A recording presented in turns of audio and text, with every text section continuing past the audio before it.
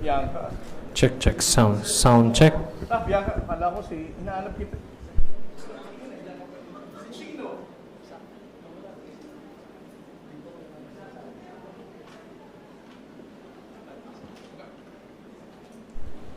Ano na to?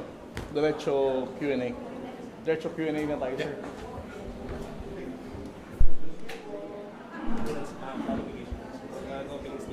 Wala.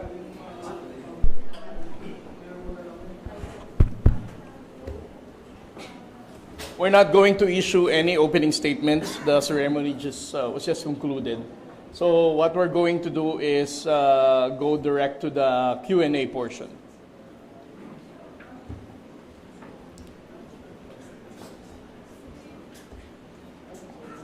Good afternoon, everyone. Welcome to today's Sabayang Interview. Please be reminded po na each media friends may ask one question and one follow-up.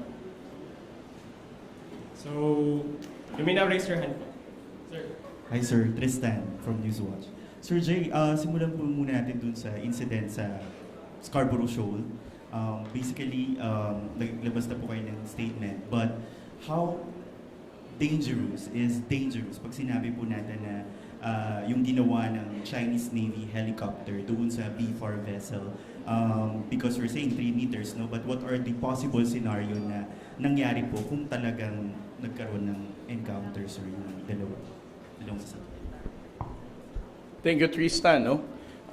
The possible danger ng ginawa ng PLA Navy helicopter when it came close to the B4 aircraft yesterday, the distance was only basically 3 meters. No?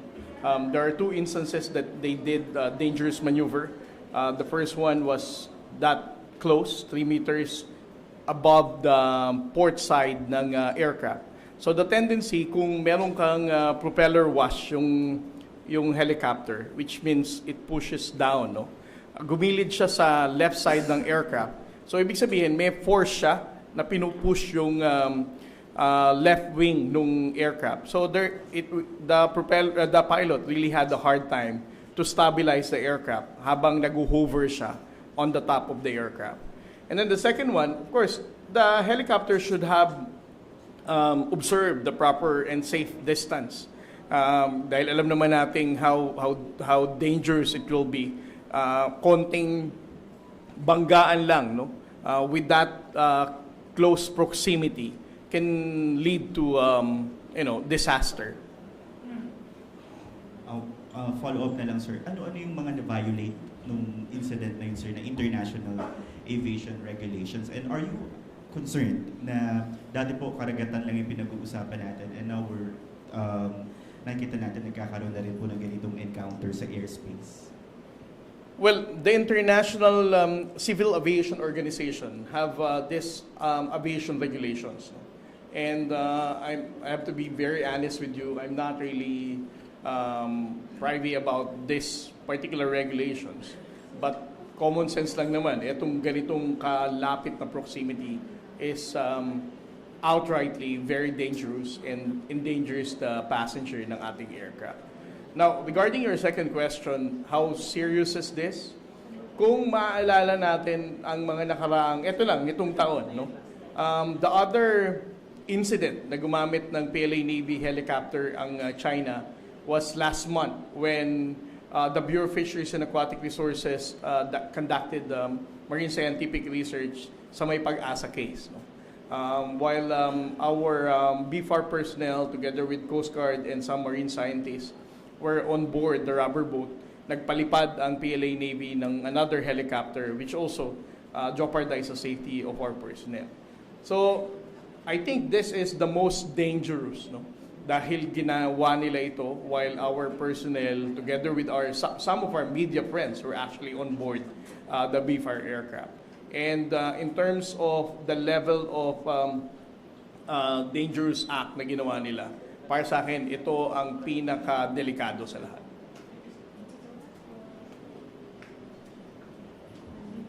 Good afternoon, sir. Gabriel Gonzalez from Teleradyo Servicio.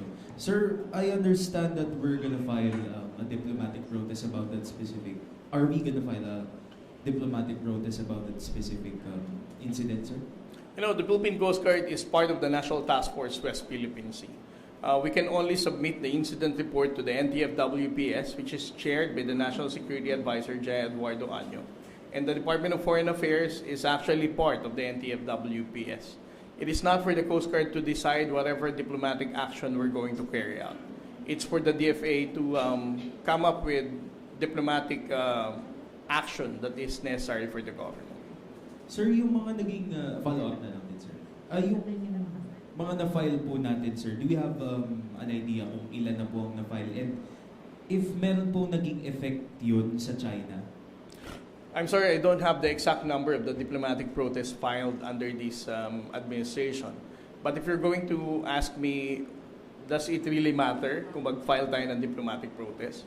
This was already responded by the DFA, no? We may not expect China to change its behavior, but we're still going to continue, keeps on filing the diplomatic protest.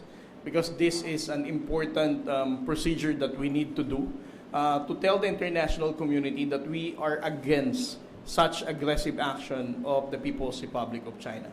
Kumbaga, it's important for us na ipalista ito at sabihin na ito ginawa nyo and we're not condoning it.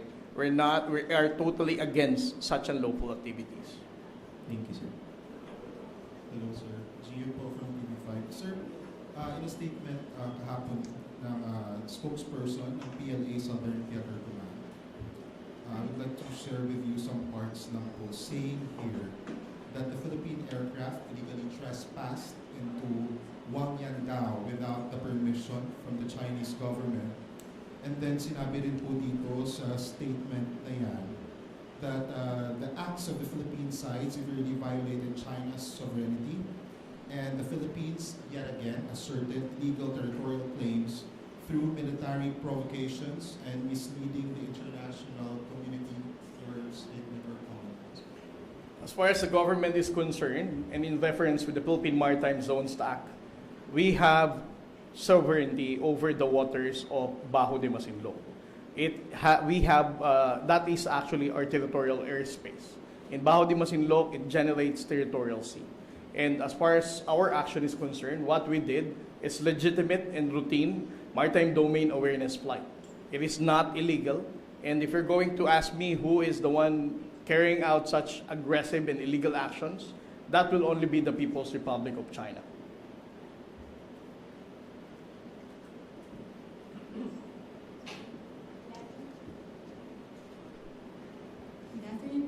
Jenny po from the Philippine Information Agency. This question is for our chair from NYC. First of all, congratulations upon this wonderful initiative in engaging our youth regarding the WTS issue. Do we have any activities soon na papasailalim po sa MOU nito? And for our youth po, who are still lukewarm on the WTS issue, do you have any message for them to encourage them to join the discussions and conversations? Thank you very much for the question and the message of support as well for the new position. Actually, you know, I came from the Department of Tourism and coming into the National Youth Commission, it's a wider audience. And most of the time it's just 15 to 30, but if you can see, ang kabataan natin, pag millennial ka minsan, hindi ko na rin maintindihan yung Gen Z. So there's a disconnect. So talagang napaka-importante na kasama ko kami dito kasi kailangan may paraan po na maintindihan ng kabataan na ang nangyayari ngayon ay konektado sa kanilang pamumuhay or sa livelihood nila. Hindi man sa kanila, sa mga magulang nila, sa pamilya nila, sa community nila. So this is one way for us to, itong partnership po na ito, this is one way for us to give our service to our country. Siyempre, ang National Youth Commission, maliit lang po agency, hindi po kami as big as other agencies. Pero what we can do, pwede po namin gawin ngayon is, again, partner with the Philippine Coast Guard in terms of what we can do this year to activate our coastal communities. Kasi po, ang problema ngayon, pag kinausap niyo po ang mga tao sa eastern communities, hindi po nila maintindihan yung problema na nangyayari sa West Philippine Sea. Ako po taga-Lapian po ako, I'm from the West Philippine Sea. I trained with the Coast Guard, I did local service with them, and I believe that one of the things that we can work out from this partnership is sana matrain din natin yung mga kabataan natin, basic life support, water safety and rescue, para at least they have a sense of ownership dun sa mga beachfront ordinance, kabayan. Hello. Good afternoon. I have two questions. First question would be to Commissioner Ortega. Sir, we all know that the fight for the West Philippine Sea has two distinct divisions or categories. The one that beside you is doing the physical work, actually defending physically the territorial integrity of our country. And then there's the information side, specifically dangers of the malign information and wrong information of being fostered by bloggers, influencers, and state-run media from China. So I would have wanted that the PIA was here to answer the question kasi parang sa ngayon, parang kulang na kulang yung efforts ng government when it comes to combating directly these influencers, these bloggers who happen to be also Filipinos, no? Ano sa tingin nyo sa National Youth Commission wherein marami namang mga artistang youth, di ba? I'm sure you have engagements with them. Ano ang overall plan to combat yung fight for the people's hearts, so to speak? Meron ba? Do you see or do you have plans or ano bang gusto nyong direction towards that? Thank you, sir, for the question. Actually, yun po yung purpose na nagpo kami ng partnership today.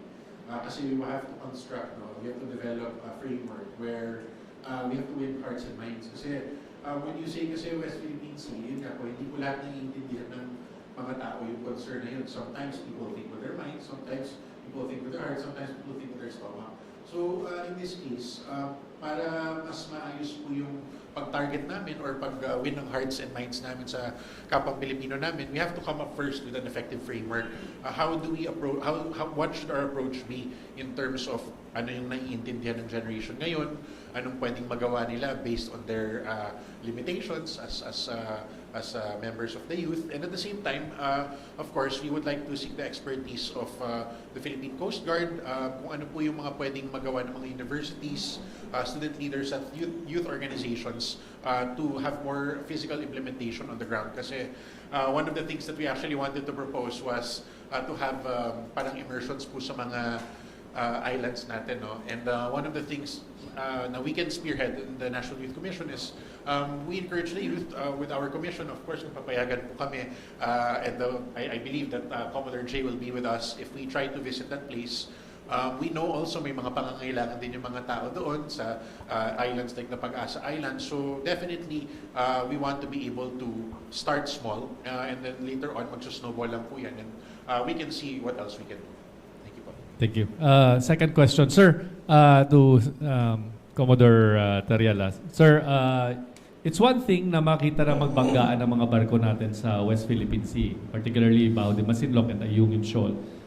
May parameters na we can see naman na kahit magbanggaan yung mga barko, alam naman natin walang mamamatay, no? But do you consider it parang uptick kasi yung ihaharas mo diretso yung aeroplano, aircraft, na pwedeng mag-crash talaga, no? So, question ko would be, yung uptick of parang escalation of, parang bago kasi ito hindi lang to flares you think China is planning something big dyan sa Baho de Masinloc? Like, is this a prelude to possible reclamation, like a new artificial island? Is there suspicion on that? Tingin nyo? Kasi dami na rin nilang barko dyan, di ba? 4 na ngayon. +1 off Zambales. So parang, I mean, do you see it as in any way going to that direction? Thank you. I'm sorry, Chino, but that would be very speculative if I'm going to speak for the Chinese about their plans. But with regard to the number of the Coast Guard vessels in Baho de Masinloc, it remained to be the same. No? 3 China Coast Guard vessels has a distance of 115 to 120 nautical miles, and 1 off the coast of Zambales, which is relatively 95 to 100. The deployment of the Coast Guard vessels remain to be constant if you're going to compare the data from the previous months. But I agree with you when you said that helicopter dangerous action was considered to be, at some point, higher level of escalatory action compared for the past harassment that they did. So, escalation talaga to yung new step. Is this a new step? I don't want to say that it is an escalation. What I can say is that this level of aggression is pretty much higher compared with the past experiences that we had. Go ahead, ma'am. Hi, sir. Bianca from ABS-CBN News po. Sir, confirm ko lang po, since you said kanina this is the most dangerous, this is also, or is this also the closest that a Chinese aircraft has been to a Philippine aircraft? Yes, this is the closest. 3 meters and 10 meters. This is the closest that the China Coast Guard, China PLA Navy helicopter came close to a Philippine aircraft like what we had yesterday. Sir, at what point po dun sa Maritime Domain Awareness flight yesterday na unang nakita ng B4 and PCG itong PLA Navy helicopter, and how long po na sinundan yung Philippine aircraft? Well, the B4 aircraft was tailed by this Chinese PLA Navy helicopter for more than 40 minutes. No? They arrived territorial airspace of BDM at 8:16 in the morning, and for more than 40 minutes that started around 8:22, the PLA Navy helicopter with tail number 68 tailed them all throughout. And in that more than 40 minutes tailing of the Chinese PLA Navy helicopter, there are only 2 instances that they did dangerous flight maneuver. That is the one that is, they came close at a distance of 3 meters. The other one is at a distance of 10 meters. Last na lang, sir. Have we established, sir, kung saan po nanggaling itong PLA Navy helicopter? Thank you. Well, obviously, this came from a PLA Navy warship. Probably in a distant location away from Bajo de Masinloc. Probably outer, much farther than BDM. Because from the aircraft, according to the journalists who were on board, they also were having a hard time to capture the image of the PLA Navy warship. So, ibig sabihin, ganun na siyang kalayo. But accordingly, based on the radio challenge that they were able to record, there are 2 PLA Navy warships that were challenging the B4 aircraft. This is PLA Navy 504 and PLA Navy 552. Sir, for context lang, ano po yung goal ng ginagawa nating MDA, and dahil po doon sa naging harassment nga po from Chinese military helicopter, na hindi pa naging successful yung goal ng MDA, kasi dati nakakasama na rin ako sa MDA, mga 2 or 3 sorties yan kada araw. So nung dahil ka sa harassment, sir, kumbaga medyo na-delay ba, naantala rin yung goal ng domain awareness po? Well, the mission objective of the B4 and the Philippine Coast Guard whenever we do maritime domain awareness flight is, of course, to create awareness within our maritime domain. No? But most importantly, that is for us to assert our sovereignty and sovereign rights over these waters. The mere fact that we can fly and sail in these waters highlights the fact that we are asserting our sovereignty and sovereign rights. So, despite of the harassment of the PLA Navy helicopter and even the presence of the China Coast Guard vessels, the Philippine Coast Guard, together with B4, are standing firm in asserting our position in this body of water. Any questions? Sir, good afternoon. Jonah from Asahi Shinbun. Moving forward po, what can the Philippine government do to protect our aircraft and vessels that are conducting maritime domain awareness missions in Bajo de Masinloc? Like maybe should we send our Air Force helicopters as well, or maybe have some other aircraft acting, flying with the B4 whenever they conduct their missions? I'm sorry, but that's already operational details. But would it be wise to have another aircraft flying alongside our boat, just so it wouldn't be just one Philippine aircraft in the area? I can only speak for the Philippine Coast Guard aircraft, and the B4 aircraft. That might be a possibility. We can probably deploy the Coast Guard and B4 aircraft together. So that can happen. Is there a recommendation for it at the moment? As of this time, as I said, these are operational details that have yet to be formalized to the NTFWPS and even the National Maritime Council. Considering the escalatory moves by the Chinese, how likely are we to also, adjust our reaction to them and maybe adjust the deployment of our assets to the area? The deployment of assets are operational details.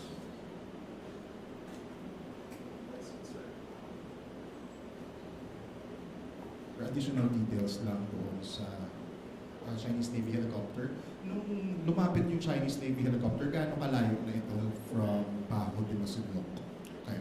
They are actually over the shoal, so within the territorial airspace of Bajo de Masinloc. Any questions, sir? Ang hirap ni Ma'am Jonah magtanong. Hi, good afternoon. My name is Goku from Asahi Shimbun, Japanese newspaper.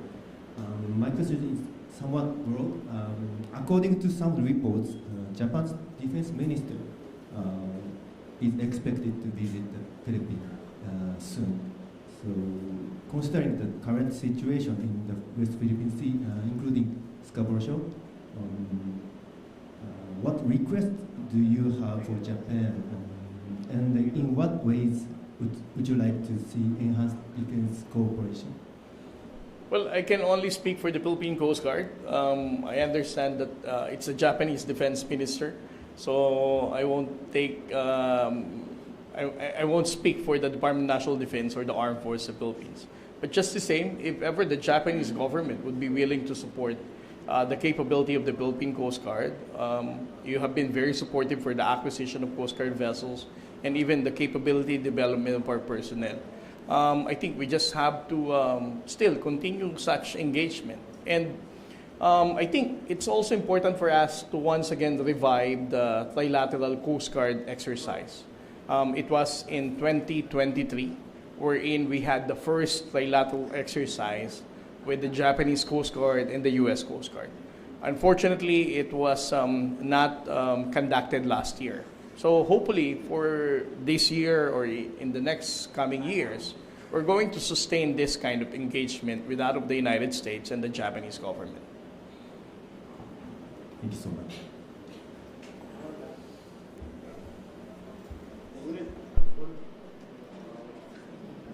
Sir, just a follow-up lang. Kasi lagi nabanggit na rin in the latest last meeting ng Philippines and China, yung revival ng Hotline, Coast Guard to Coast Guard.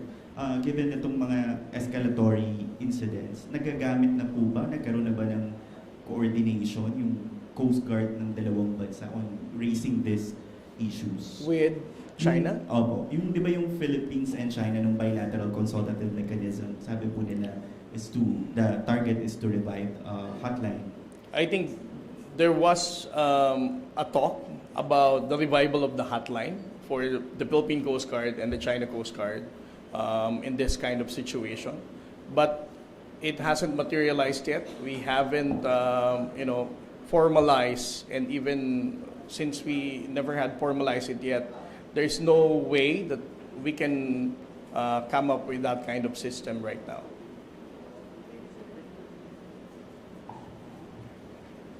Hi, sir. Nestor from the Philippine Daily Inquirer. Sir, yesterday from the B-4 aircraft, we heard Chinese issued a radio challenge against a U.S. aircraft who is supposedly in the vicinity. Has the Philippine Coast Guard confirmed the presence of a U.S. aircraft in the area during the maritime patrol? And if ever, is this normal for a U.S. aircraft to be in the vicinity of Panatag Shoal? Well, again, it's very difficult for you to say that it's in Bajo de Masinloc, right? Again, if you're going to do radio broadcast, it doesn't mean that it is within the proximity of the territorial airspace of Bajo de Masinloc. It might be outside or farther away from Bajo de Masinloc. Secondly, as far as the Coast Guard is concerned, we don't have available data to confirm whether there was really an aircraft from that of the United States.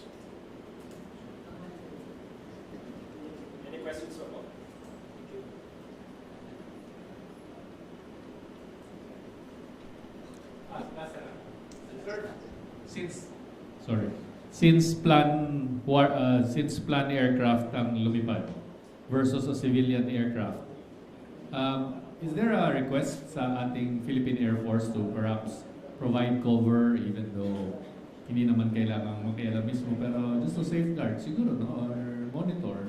I mean, it was obviously a military chopper versus a civilian plane, no? So although we know that gusto nating itaguyod na ang civilian ang ating pangunahing pantapat sa kahit anong puwersa ng China, I mean, it stands to good reason and prudence na meron din naka-standby.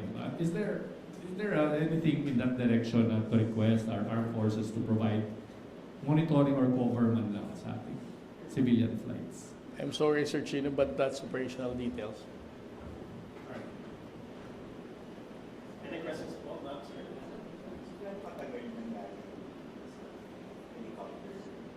Yung harassment, mabilis lang din yun, no? Pagdikit niya, and then eventually, just like how you saw it from the video.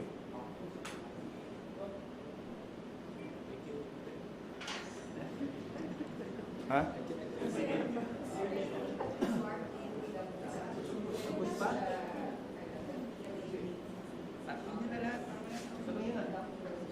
What did the B4?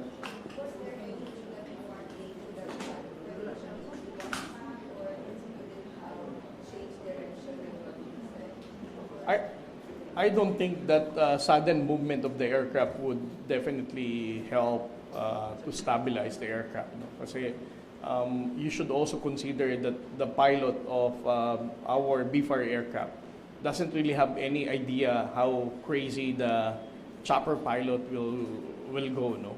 So he cannot anticipate whether he will go up, he will turn left, or he will turn right. Yeah, and that's what he did. It's a Grand Caravan. Cessna Caravan. Sir, bigay sa natin po, Radyo Pilipin. Paano po natigil na yung pangaharas, paano umalis yung sakyan ng China? Paano tumigil? Paano natigil mo? Diba, sinundan? Ano po yung may ginawa po ba yung ating Coast or yung Coast Guard? Kaya umalis na lang siya. Were you referring nung nag-dangerous maneuver or yung the entire time? The entire time. The entire time, of course, our Cessna aircraft cannot stay that long naman. Whenever we do MDA, it's just like hover there for almost an hour. So when the aircraft already departed Bajo de Masinloc, that's also the time that the helicopter also stopped shadowing and following the Coast Guard the B4 aircraft. Any questions for you? Thank you very much. That concludes our Sabayang interview today. Good afternoon, maraming salamat.